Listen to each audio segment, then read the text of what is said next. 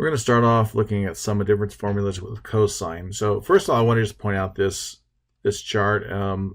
It was in this section, and it's a really valuable chart. And I did put something in our modules that include something like this, but just to have all these are the primary angles we look at. This relates the radians to the degrees, and it gives you the x and the y at each case. Now remember, the cosine is going to usually deal with, and not usually, but it deals with the x, and the sine with the y. So that's really useful to have for these values. So our sum and difference formulas for cosine. If you have cosine of alpha plus beta, it's cosine alpha cosine beta minus, and this is a plus, that's a minus there, sine of alpha sine of beta.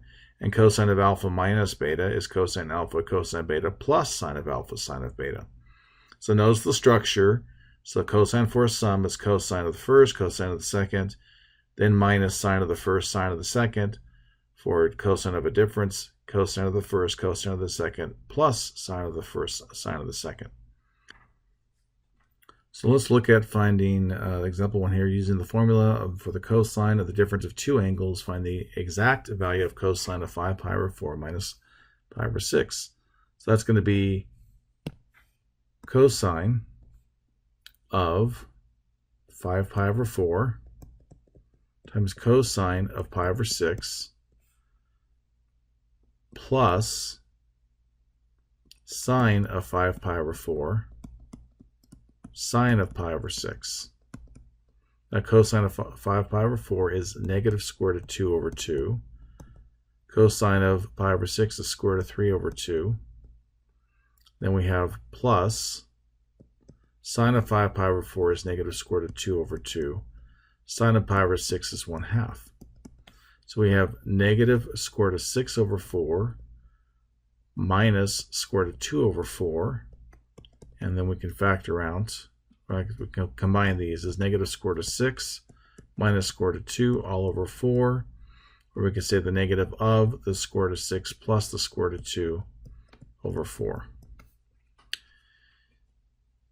Next, find the exact value of cosine of 75 degrees. So that'd be like saying we can do a sum or difference on this. I think it's easiest to look at a sum, cosine of 30 degrees plus 45 degrees. So that's going to be cosine of 30 degrees, cosine of 45 degrees, minus sine of 30 degrees, sine of 45 degrees. So cosine of 30 degrees is going to be square root of 3 over 2. Cosine of 45 degrees is square root of 2 over 2. We have minus sine of 30 degrees is 1/2. And sine of 45 degrees is square root of 2 over 2. So I got square root of 6 over 4 minus square root of 2 over 4, or the square root of 6 minus the square root of 2 all over 4.